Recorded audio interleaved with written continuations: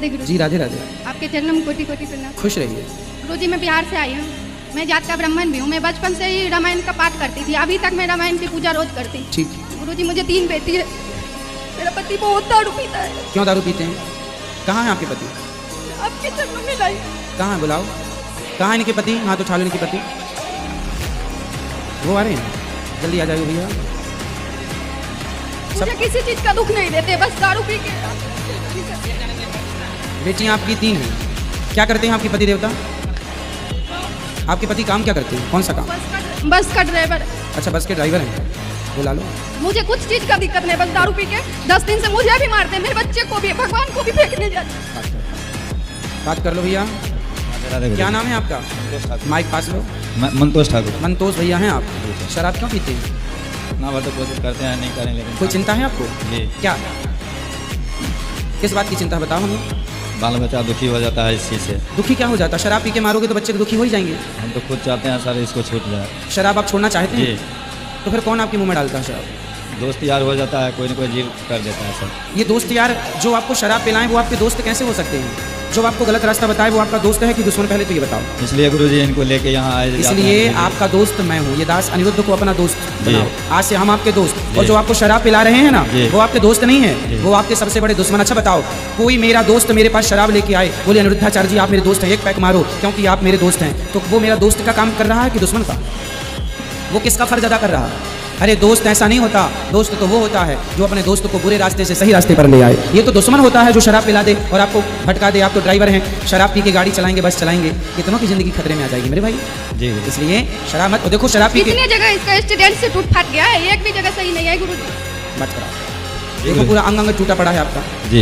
तो देखो आपकी बेटियां कितनी हैं? आपकी बेटियां 3 है। 3 बड़ी बड़ी बेटी बच्ची हैं? नहीं, बच्ची है। तो बड़ी हो जाएंगी, फिर उनकी जिम्मेदारी कौन संभालेगा? आप शराब पी के भगवान न करे कल कुछ आपको हो गया तो बच्चों की जिम्मेदारी किसकी होगी?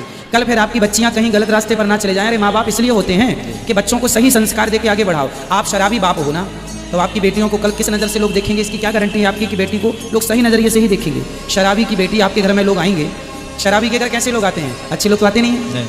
तो शराबी के घर शराबी ही आएगा, तो कल आपके घर में जो दूसरा शराबी आएगा जिसको आप फ्रेंड कह रहे हैं, दोस्त, वो कल आपकी बहन बेटियों पे क्या नजर रखेगा? कौन गारंटी लेगा इसकी?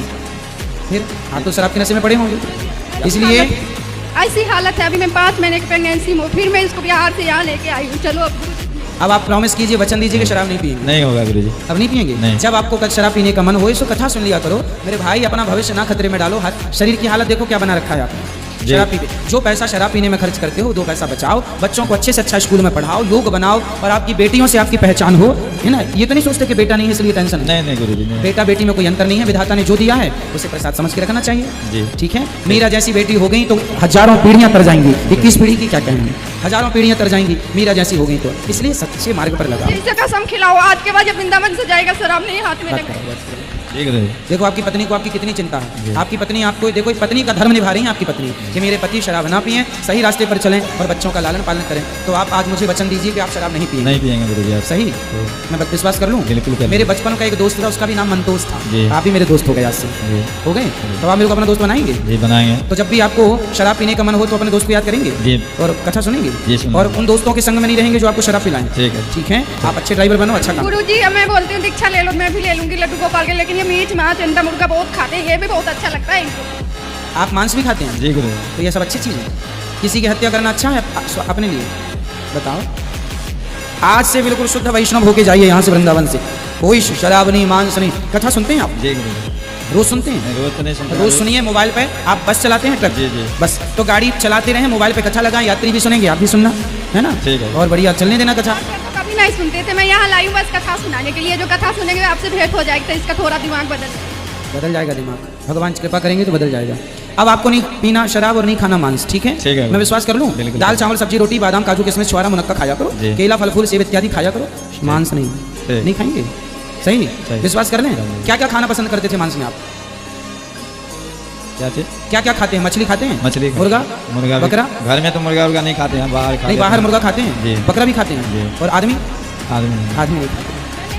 गुरु जी मैं घर में नहीं बनाती हुई, बाहर खा लेते हैं। घर में मैं अब नहीं। बाहर भी नहीं खाना आपको? जी गुरु। और इंसान नहीं खाते, बड़ी कृपा की है अपने इंसानों पर। बच्चे हैं बेचारे नहीं तो सब बच्चे लोग जनसंख्या भी कंट्रोल खाना हो नहीं जाती है। चाहते, बच्चे लोग भी राधे राधे हमेशा बोलते रहते हैं। अब आप अपने बच्चों को अच्छे संस्कार देंगे, हाँ या ना? जी। और शराब और मांस नहीं खाएंगे। जी। ठीक, भगवान तालियां बजाइए इनके लिए, इन्होंने वचन दिया हमारे विश्वास को तोड़िए मत। ठीक है गुरुजी। खुश रहिए। जय श्रीमन नारायण गुरुदेव, आपकी श्री चरणों में मेरी दासी की कोटि कोटि प्रणाम स्वीकार कीजिए। जी। मैं जिला चेवासा झारखंड से आई हूँ। मेरा नाम है सुखमती हेम्ब्रम, मैं आदिवासी महिला हूँ गुरुदेव। मैं आपकी कथा सुन रही हूँ, अभी 6 साल से जुड़ी हूँ आपकी कथा से। मुझे सत्संग पता नहीं था और गुरु क्या होता है ये भी नहीं पता था, और गुरु मिला है। मेरा सब कुछ अच्छा ही हो रहा है, सब कुछ अच्छा ही हो रहा है अभी तक में। और मेरा पतिदेव पहले नहीं सुनता था, तो जब हम सुनते थे कथा तो वो गुस्सा हो जाता था, वो कानों में रुई लगा लेता था, फिर सो जाता था। मेरा कथा एकदम, आपका कथा एकदम नहीं सुनता था। फिर भगवान ने ऐसा कृपा किया कि अब कथा भी सुनने लगा। वृंदावन भी आए हैं मेरे साथ, हम लोग साथ में आए हैं सपरिवार, और एक बच्ची को मैं गोद भी ली हूँ। जी। तो हमारे समाज में गुरुदेव कि हमारे समाज में जो आदिवासी समाज है, तो हमारे वो रहन सहन रीति रिवाज बहुत ही अलग है। तो आप कहते हैं अपना धर्म को नहीं बोलना चाहिए, तो हमारे धर्म को क्या धर्म में रहना चाहिए कि श्रीमद् भगवत कथा की धर्म को अपनाना चाहिए? अपना धर्म क्या है? देखो, सनातन धर्म ही अपना धर्म है। जी। और सनातन धर्म की सारी बातें सबको माननी चाहिए, चाहे ब्राह्मण हो, क्षत्रिय हो, वैश्य हो, शूद्र हो, या कोई भी मजहब पंथ हो। कोई ना माने वो अलग विषय है, पर है सत्य यही। जी। तो हमारे समाज में प्रकृति को मानते हैं और हिंसा का पूजा करते हैं, ना देवी देवता का ना भगवान का। जैसे श्री राम का, श्री कृष्ण का पूजा नहीं करते हमारे समाज के लोग। किसकी करते हैं? प्रकृति का, जैसे पेड़ का करते हैं, बड़े बड़े पेड़ को करते हैं, एक जगह जो इकट्ठा रहेगा, झुंड रहेगा, उस पेड़ को हम लोग तो पेड़ की मानते पूजा हैं। तो अपन सब लोग करते हैं, तुलसी की पूजा, आंवले की पूजा, वटवृक्ष की पूजा, पीपल की पूजा, सब तो पूजा अपन लोग करते हैं ना सनातनी। अपन सब प्रकृति की पुजारी हैं। नदियों की पूजा, समुद्र की पूजा, सांप की पूजा, सबकी ना पूजा किसी होती की है। पूजा नहीं करते हमारे समाज की, सिर्फ वो पेड़ का ही पूजा करते हैं। और पत्थर को भी नहीं मानते, जल को भी नहीं मानते, अग्नि को भी नहीं मानते, सिर्फ पत्थर का ही पूजा करते हैं। और हिंसा का पूजा करते हैं, हिंसा करते हैं। मतलब हिंसा किसी को मारते जी, हैं वो? जी। हम लोग का त्यौहार आता है साल में 12 महीना में 4 त्यौहार आता है। तो चारों त्योहारों में हम लोग का माघ महीना में माघ पर्व होता है, तो बलि चढ़ता है, उसमें नाच गान होता है, डोल नगाड़ा से सब लड़का लड़की एक ही मैदान में नाचते हैं। फिर वो संस्कार अच्छे नहीं है हमारे समाज में। तो फिर वो नाचते हैं लड़का लड़की? जी, पूरे खुलेआम नाचते हैं लड़का लड़की, डोल नगाड़ा बजते हैं, हिंसा का पूजा करते हैं। किसी मुर्गा का काटना, बकरी का काटना सही मानते हैं। तो अभी हम सनातन को अपना लिया हूँ आपको गुरु बना के। तो हमारे समाज के लोग कहते हैं कौन सा धर्म चाह रहा है, कौन सा धर्म में चाह रहा है कि अपना धर्म को बुला दिया वो। नहीं, उनसे बोलना कि अपना ही धर्म है सनातन जी, संस्कृति। जी। अच्छा, आपके यहाँ जो महिलाएं हैं वो सब मांग भरती हैं कि नहीं? जी, भरती है। चूड़ी पहनती हैं? जी। हाँ, तो वो सब सनातनी ही तो हैं। जी, और गाय को माता भी मानते हैं, गोबर से हम लोग आंगन को लिपते भी हैं। हाँ, तो फिर हम सब एक ही हैं, बस ज्ञान के अभाव के कारण, ज्ञान ना होने के कारण हम लोग रास्ता भटक गए। जी। अब मैं वृंदावन दूसरी बार आई हूँ, और कभी यही सोचे नहीं थे कि मैं कभी आऊँगी वृंदावन। आप भगवान की अपने कृपा से- समाज के लोगों को भी लाना, उनसे बात करेंगे। जी। और पहले तो भूल गए गुरु जी। और पहले तो आप कहते हैं ना, अहिंसा ही परमो धर्म, अहिंसा ही बड़ा धर्म है। तो मैं इस चीज़ को मानती हूँ। और पहले हम लोग के समाज में हम लोग बचपन से अपने बच्चे को, छोटे छोटे बच्चे को जब खाना बनाते हैं तो चिकन मटन अंडा सब ये सब बनता है हमारे परिवार में, हमारे समाज में। जैसे शादी हुआ, किसी का बच्चे जन्म हो गया, किसी का मृत्यु हो गया, उस तक में भी हम लोग का समाज में चिकन मटन सब बनता है। तो छोटा बच्चा को भी खिलाते हैं। तो ऐसे ऐसे करके सब बच्चे खाते हैं। तो अभी भी चलता है गाँव में। तो हम ही ऐसे आपकी कथा सुन के अभी हमारे घर में नहीं बनता है, और हम लोग खाने भी छोड़ दिए हैं अभी। और जी, और चिकन मटन घर में भी नहीं बनता और हम लोग नहीं खाते। अभी आपकी कथा 6 साल से सुन रही हूँ, जुड़ी हूँ।